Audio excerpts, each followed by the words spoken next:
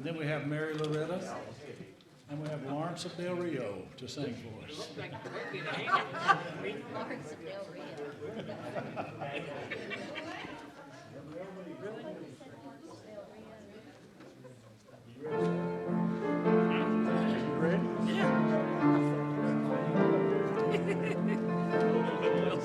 We'll see.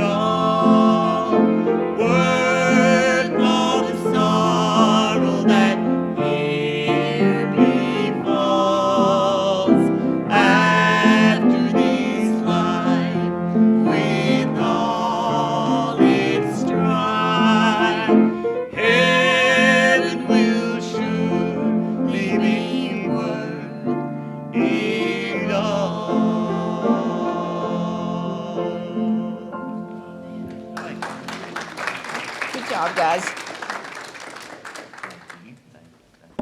I had a idea. I thought I'm going to look into. I was reading and thought, well, I'll look into the shipwreck of Paul there on the island of Malta. And when I got to reading it, I thought, got to go back a little further. Got to go back a little further. So now we're going to call this one Setting the Stage for the Shipwreck, keeping all those S's in there. Part 1. It may be 3 or 4 weeks before we actually get to the shipwreck. And we're going to be in Acts. We're going to start late in chapter 24. And I know Tom's in Acts, but it's taken him 10 weeks to get through 2 chapters. So by the time he gets to 27, you all have forgotten everything I said. So we're good with that. Don't worry, I told him that too. That's not new to him. No, but I'm telling you, that used to be what would make Wednesday nights my favorite night, was just the review and getting all of it straight, getting all the details nailed down, and the review. There's a lot of review, so that's helped me tremendously. We're going to get to the shipwreck of Paul. I'm telling you, in these chapters here, Paul just has one nightmare after another. And this is after the third missionary journey. He's done his missionary journeys, and they're trying to kill him, and they try to kill him when he's there, and when he's not there, they try to get him back there so they can kill him or kill him on the way. He's ruffled some feathers talking about this thing called the resurrection. He's really made some people mad, to the point where getting rid of him is not enough. They've got to kill him. Sound familiar?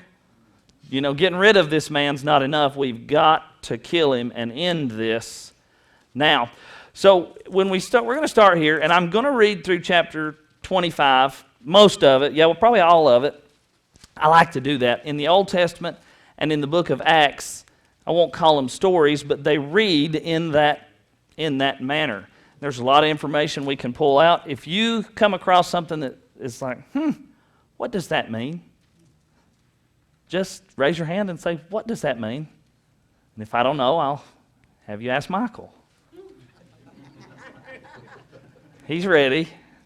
No, but say, hey, that seems interesting. That's a lot of how I do a lot of the learning. There's a place coming up in a couple weeks where he talks about where two seas meet. Where two seas meet. I thought that was interesting. So I got into that, and you'll learn what it means in a couple weeks when two seas meet. It's not that Facebook picture where it looks like the Atlantic and the Pacific won't mix, and one's really dark and one's really light, and it's not that. But Paul talks about where two seas meet. So if something comes up and you say, hey, let's talk about that a second, or that inspires me, or I don't like that, or whatever it may be. If you don't like it, tough, but whatever it may be, if you've got something on your mind, say, hey, my Bible says this. Just something along those lines. Don't hesitate. So in chapters 22, 23, 24, Paul has returned to Jerusalem. He's really ruffled the feathers of the Sanhedrin, the Pharisees and the Sadducees, and he's just causing all kinds of trouble. Just by speaking the truth. He ends up going to Caesarea, that's there on the coast, Caesarea, and well, the Jews are wanting him back. So you've got a couple governors in here. We're going to talk about Felix and Festus, and if I get them mixed up, just say, hey, it's the other one. Felix and Festus. But all the while, Paul still maintains his message. That's what it's all about with him. It's his message. So we're going to start in chapter. We're going to start reading in just a minute in Acts 24, verse 24. There's a couple of verses I want to talk about earlier in Acts, just before we get started.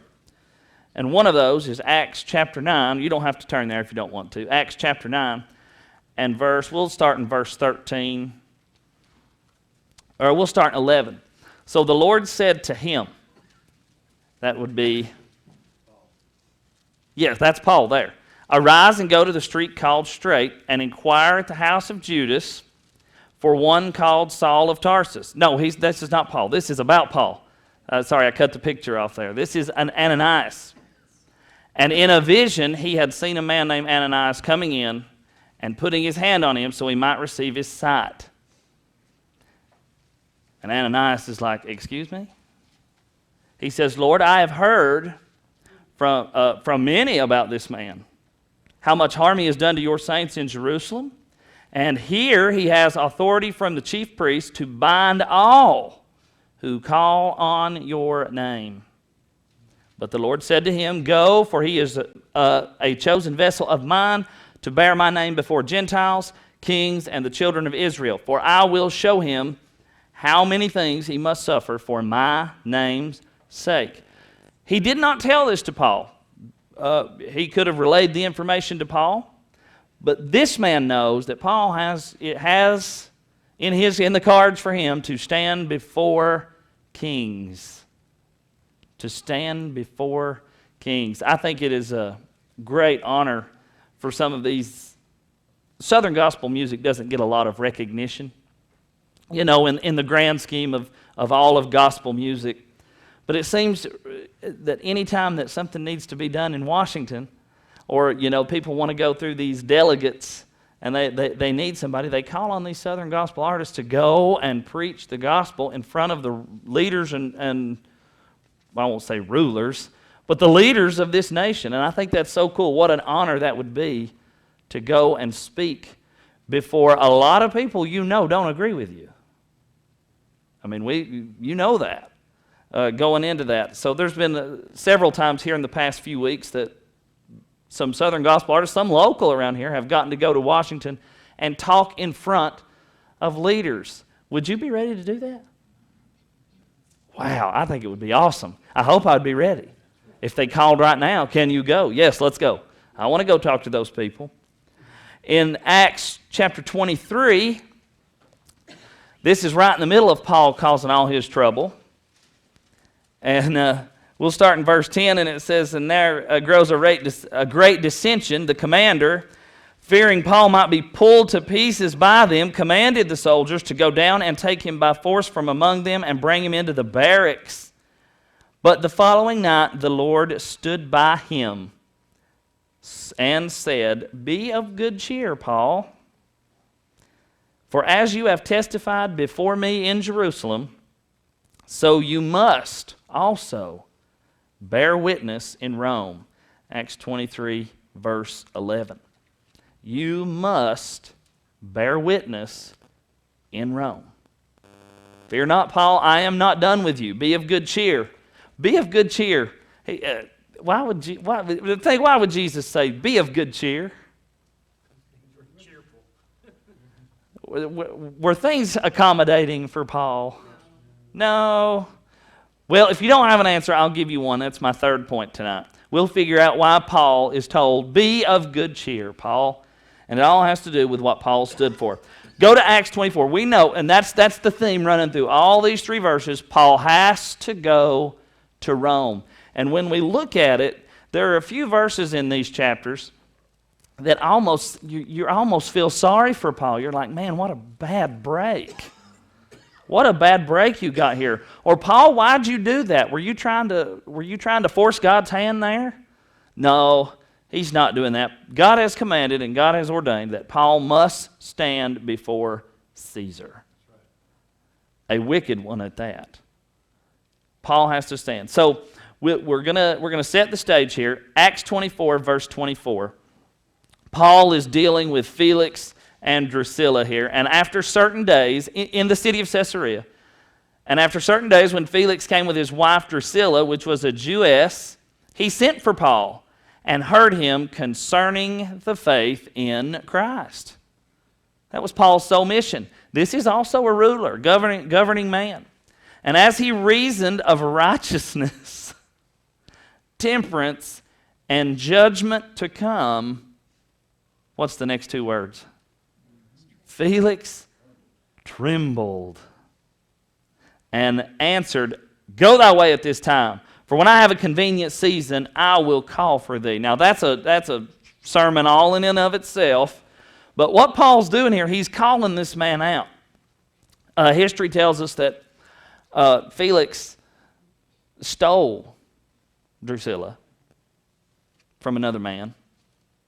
Very unrighteous. You're going to see here in another verse, he was an unrighteous man. And Paul is laying it to him. He's saying, look here. And the judgment to come. He is talking about the judgment that Christ will bring. And Felix trembled, said, get out of my presence. He hoped, verse 26, he hoped also that money should be given him of Paul, or for Paul, that he might loose him. Wherefore, he sent for him the offender and communed with him. He thought he could get money out of the deal. But after 2 years, Festus came into Felix's room, or took his place. Didn't you love the King James language there? Came into Felix's room. Took his place, took his title. And Felix, willing to show the Jews a pleasure, left Paul bound. He left him in chains. All that time that he had gotten with Festus, or with Felix, all that time, he goes out of the picture and he leaves Paul bound. So, now we're left with a new man in town, and here we go all over again. Verse 25 says, Now when Festus was coming to the province after 3 days, he ascended from Caesarea to Jerusalem. He's in the city of Caesarea, the coastal regions there, and the uproar was so bad in Jerusalem as a new governor. He said, we need to go check this out here in Jerusalem, see what all this commotion is. Then the high priest and the chief of the Jews informed him against Paul and besought him. Have you ever seen a group of people so obsessed with one man they lose their minds? Yes. Yeah, I think we have. Right now. I think we have. This is how they were. They were so obsessed, they could not get anything else done. They said, we want Paul. We want him out of the way at all costs. And look here. And desired favor against him that he would send for him to Jerusalem. Go send for Paul, bring him to Jerusalem, laying in wait to kill him. Laying in wait to kill him. They were going to kill him on the way. They had to get rid of him. Why would you, in this case, why would they be so obsessed they've got to get rid of him? Because he's making the change. He is influencing people, not only Jews, Gentiles. He and the other disciples are turning the world on its head. But Festus answered that Paul should be kept at Caesarea and that he himself would depart shortly thereafter. Let them therefore, this is what Festus says here, let them therefore, said he, which are among you who are able, go down with me, and accuse this man if there be any wickedness in him. And when he had tarried among them more than 10 days, he went down unto Caesarea, and the next sitting on the judgment seat commanded Paul to be brought. Verse 7 shows that the Jews came with him, and when he was come, the Jews which came down from Jerusalem stood round about and laid many and grievous complaints against Paul. I love this part, which they could not prove. So what'd they do? They made it up.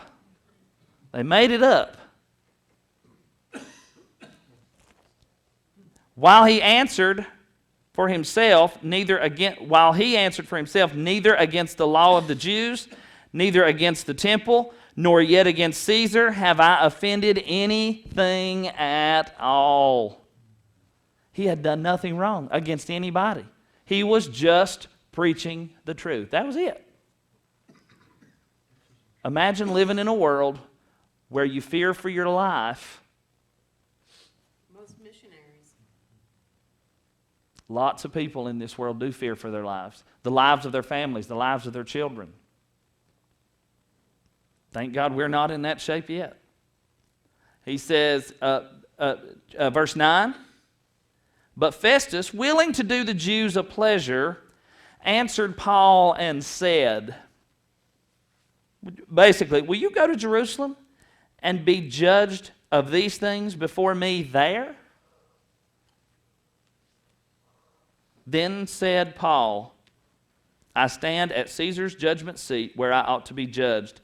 To the Jews have I done no wrong, as you very well knowest. For if I be an offender, or if I have committed anything worthy of death, I refuse not to die. But if there be none of these things whereof that they can accuse me, no man may deliver me unto them. And look at these words. I appeal to Caesar. I appeal to Caesar. Caesar was the equivalent of what in our world today? He would be the Supreme Court. Now, you couldn't just appeal to Caesar first thing. It had to go through its proper channels. Just like today, you have to go through certain courts, the courts of appeals, and all these regional, district, federal, all that stuff, until it makes its way up. He had done his due, and he says, I appeal to Caesar. You think he was taken off guard a little bit, Festus? Then Festus, when he had conferred with his council, said, have you appealed to Caesar? Or since you have appealed to Caesar, well, unto Caesar you shall go. And after certain days, King Agrippa and Bernice came into Caesarea to salute Festus. This is one of the Agrippas in the line of Herod the Great. Not a lot of family to get a good moral compass from in those days. This is Agrippa the second and Bernice. Bernice was, I know it was an incestuous relationship, but I'm not sure if it was sister or cousin. But it was incestuous. Agrippa and Bernice came into Caesarea to salute Festus, and when they had been there many days, Festus declared Paul's case unto the king. So what we got, I like this, because it kind of, I really like the language too, because it shows you that this brood inside of Festus for a few days. The king's coming down, we got to make sure everything's right, and he's looking for the right opportunity here to say, I need to talk to you about something. And it probably wasn't in anybody's personality to go to someone else for help and say, I probably need your help on this. You'll see in verses 25 through 27, he didn't know what to do. This man's appealed to Caesar, and he can find no crime against him. So can you imagine someone going to the Supreme Court with a blank sheet of paper and said, this is my case? That's what Festus is worried about here. So we'll keep going. And when they had been there many days, there's a certain man left in the bonds by Felix, about whom, when I was at Jerusalem, the chief priest and the elders of the Jews informed me, desiring to have judgment against him. To whom I answered, it is not the manner of the Romans to deliver any man to die, but for he that which is accused, Paul, basically stands before his accusers face to face. I can't sentence him without there being a face-to-face meeting here. You have the right to face your accusers and have license to answer for himself concerning the crime laid against him. Basically, at this point, Festus is saying he has not had a what? A fair trial yet. Kind of odd in the Bible days, considering Jesus went through several illegal trials. But this man has come on the scene. He says he's not had a fair trial. Verse 17, therefore, when they came here, without any delay, on the morrow, the next day, I sat on the judgment seat and commanded the man to be brought forth. I brought him face to face with his accusers. Brought them here. They wanted me to take him there, but I didn't, and I brought him here. Against whom the accusers stood up and brought none accusation of such things as I supposed. What do you think that means? They really didn't bring any accusations. Yeah, no crimes. No crime has been committed. No crimes. Nothing that I thought would be worthy of death anyway. No crimes. Verse 19, but had certain questions against him of their own superstition. And here it is. And of one Jesus, which was dead, whom Paul affirmed to be alive. We're going to come back there in just a minute. And because I doubted such manner of questions, I asked him whether he would go to Jerusalem and be judged of these matters. But when Paul had appealed to be reserved unto the hearing of Augustus, I commanded him to be kept till I might send him to Caesar. Can you believe this, Agrippa? This is a mess. You've got everybody accusing this man of something. He's not done anything that I can see. And now he wants to go to Caesar. This is wild.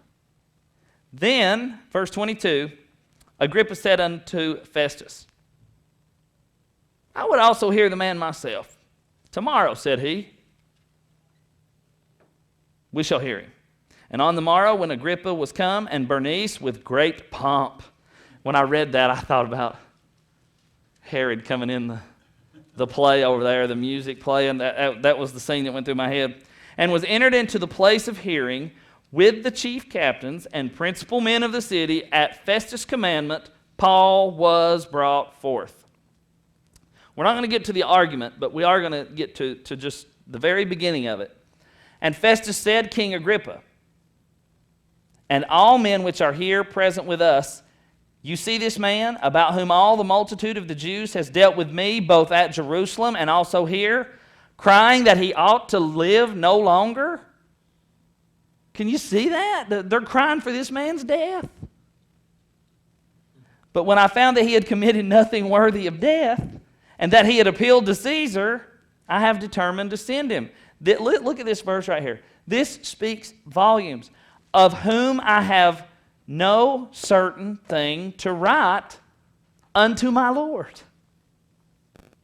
Now, you're dealing with Nero. Now, some say that early in Nero's reign, he was fairly respectable.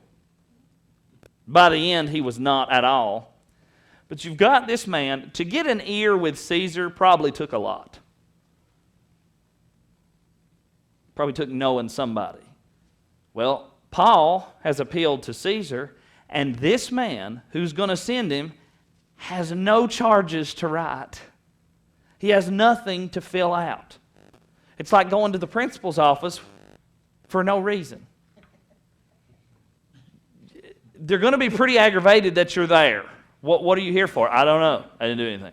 Well, that's what they would all say. You call the teacher. What did he do? He didn't do anything. Why is he here? There would be a legitimate concern there. I have nothing to write of this man. At least one thing, he's not willing to lie.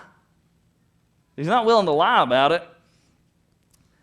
Wherefore I've brought him forth before you, and especially before you, O Agrippa, that after examination I might have something to write.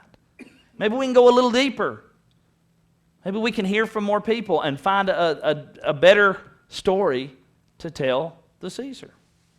For it seems unreasonable to me to send a prisoner and not signify the crimes laid against him.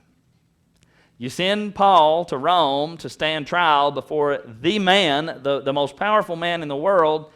You better have a letter specifying why he's there. And they can't find anything. Why? He was innocent. There was nothing. And can you imagine how true Paul's lifestyle really must have been for a lost man not to even be able to find anything wrong with him? He lived the life. We're going to read a couple more verses here, 2 more verses. Then I'm going to talk for just a couple minutes.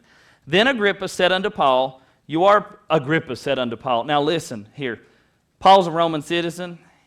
He doesn't have to say a word here. He does not have to be heard by Agrippa. He does not answer to Agrippa. He doesn't. It's more of a courtesy, but we'll see in a minute why it is. You are permitted to speak for thyself. Then Paul stretched forth his hand and answered for himself. I think myself happy, King Agrippa, because I shall answer for myself this day before you, touching all the things whereof I am accused of the Jews. Remember, he says, be of good cheer, Paul, for as you have testified before me in Jerusalem, you must also testify and bear witness in Rome. But you got to get to Rome.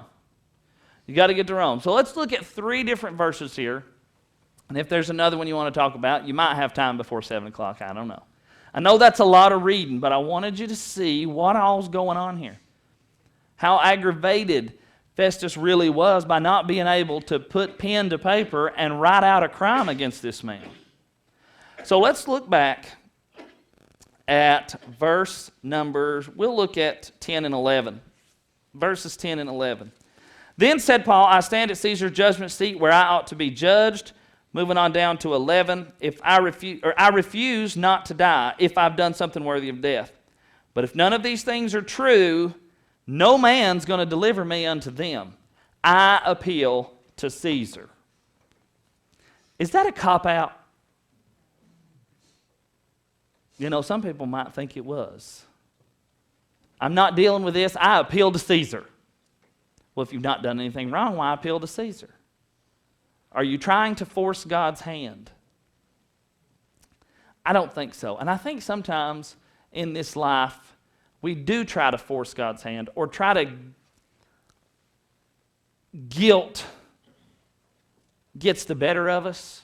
And maybe we do things or don't do things because of what other people think. But I want to say this. Paul here knows he is still useful.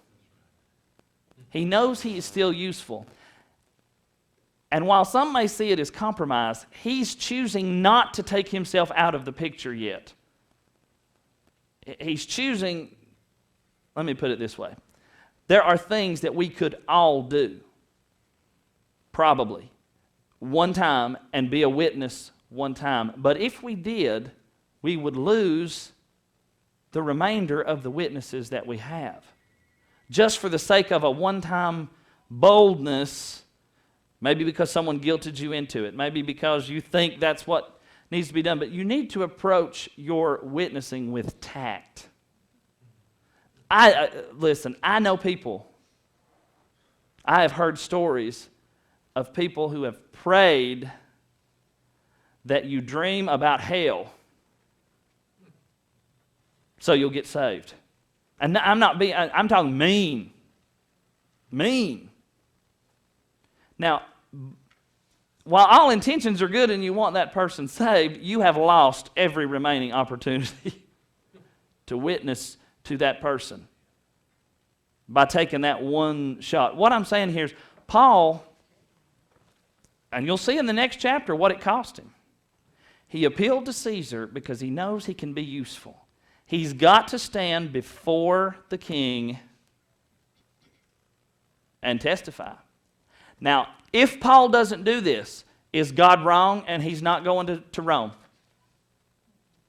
If Paul agrees to go to Jerusalem, is God wrong? God's never wrong. Paul's still going to go. But Paul knows, he said, this is what I'm getting at. Paul has the opportunity to go back to Jerusalem and preach again. One more time. He's got the opportunity, but what he says, I've done it. He says, you're not going to deliver me into the hands of the people that are waiting to kill me if I've not done anything wrong. I appeal to Caesar. How many of y'all remember Steve Irwin? Remember? The crocodile hunter. How many of y'all remember the crocodile hunter? Okay. He's got 2 kids now. And I was watching some videos of them the other day. I think it's Bendy and Robert. There's a picture of Steve Irwin and like 19 years ago or something. They're feeding the same alligator or crocodile. I don't know, one of them. They're feeding the same crocodile in the same spot in the same park. And it's kind of like that. They know what they're doing, don't they? But do they stick their head in the mouth of the crocodile? No.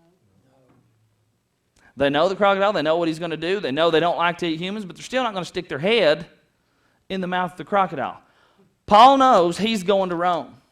He's not taking a cop-out by appealing to Caesar. He's going where he's useful. Remember that. Don't take yourself out. It's not compromise. I'm not preaching compromise here. But think about everything you do in ministry to other people with tact, with thought. Think it through. Pray about it. See the right decisions. Ask God to give you the right decisions. Don't make one bold, rational decision that takes away your witness forever. Okay, I hope that makes sense. Paul says here, I'm not going back because they just want to kill me. I have preached the gospel there. I have given my testimony there. I am going where? To Caesar. God says I've got to stand before the king. I will stand before the king. Don't take yourself out of a beneficial place in one bold, what we feel may be inspired move, and then you've lost your witness to a large group of people, or lost an opportunity to go where you should really be in the first place.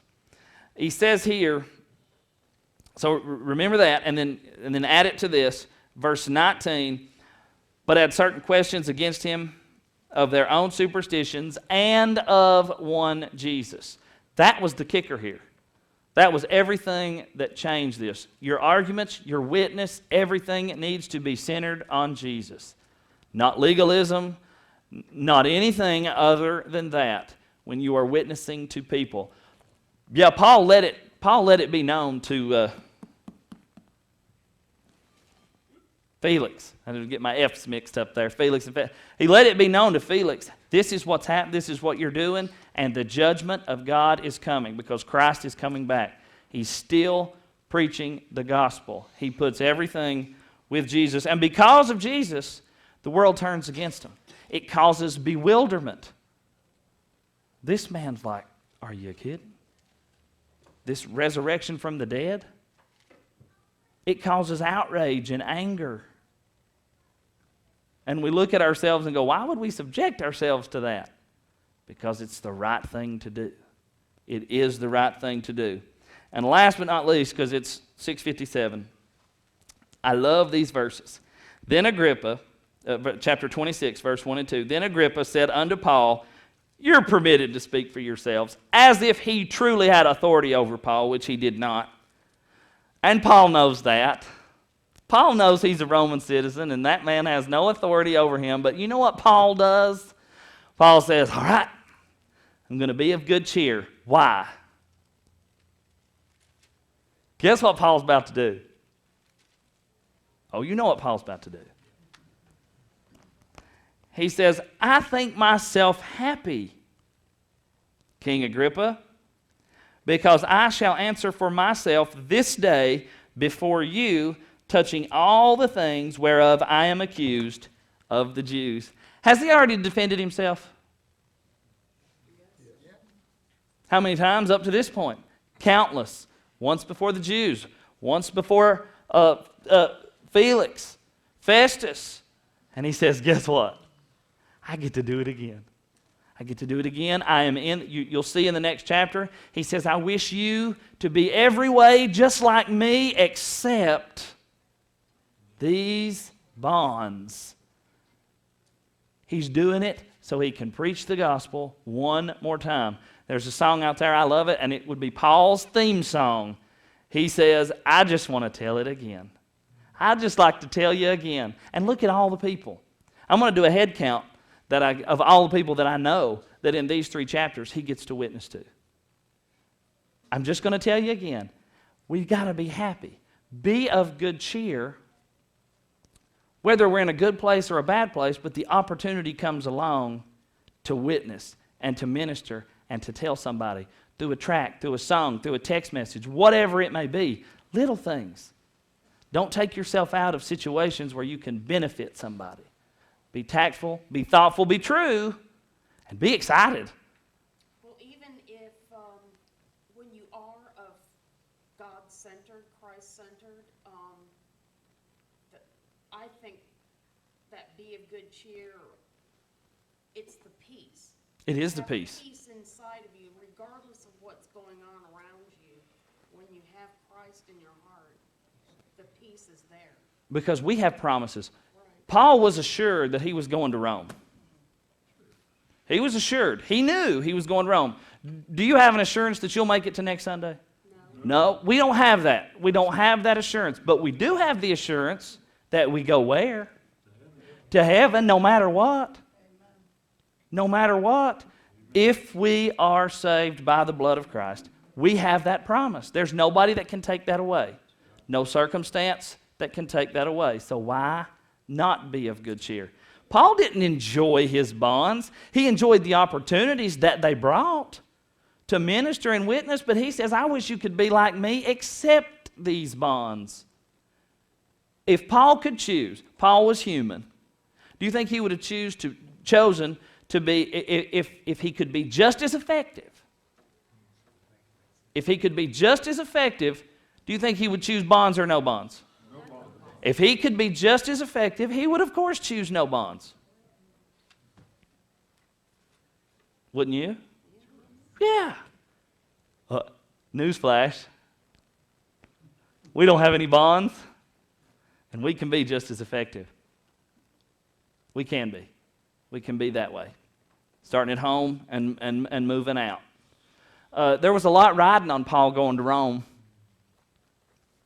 A lot of things during that time affected you and me. To stand before Caesar, you think that evil man, God even gave him an opportunity. You know Paul preached the gospel to him. Paul even gave him an opportunity. Anybody got anything? Well, yeah.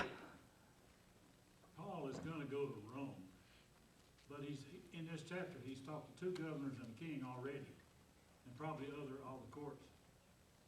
I know I'm going to heaven. I know that you are, but I'm going to go in God's time. I don't have the right to up the timetable. He's going to go to Rome. If he went to Jerusalem, he would not have been there. No, he wouldn't have. He could have cut his ministry short by going, because they're going to kill him. They're going to kill him over there. And he knows that. And that's practical to stay away from that. I don't think I have a right to jump off this steeple and say, now, Lord, protect me on the way down here. That's foolish. I don't think sense and tactfulness is the same as compromise and saying, well, or disobedience at that. He's setting out on his mission. The next 2 chapters, we're going to see his defense, and we're going to see something you might not have seen it referred to in this way before. You've seen some of this chapter, and then we're going to get into the shipwreck. But I didn't want to just go straight into the shipwreck without seeing what Paul went through before all that ever starts. He's got some, physically, in the human realm of things, he's got some bad breaks coming. He's got some hard times coming. But he says, be of good cheer. And he says, you'll stand before Caesar. You're going to. Be of good cheer. You got more work to do, Paul. We got more work to do. We're here. We got more work to do. Anybody? All right, let's pray. Heavenly Father, Lord, thank you for this day you've given us, Lord. Thank you for everything that happened in the book of Acts. Lord, that these men went out, and ultimately, because they went out, we're saved today. Thank you for that. Thank you for them spreading the gospel. Help us to do that so people generations from now can be saved by the work and the foundation that's laid here.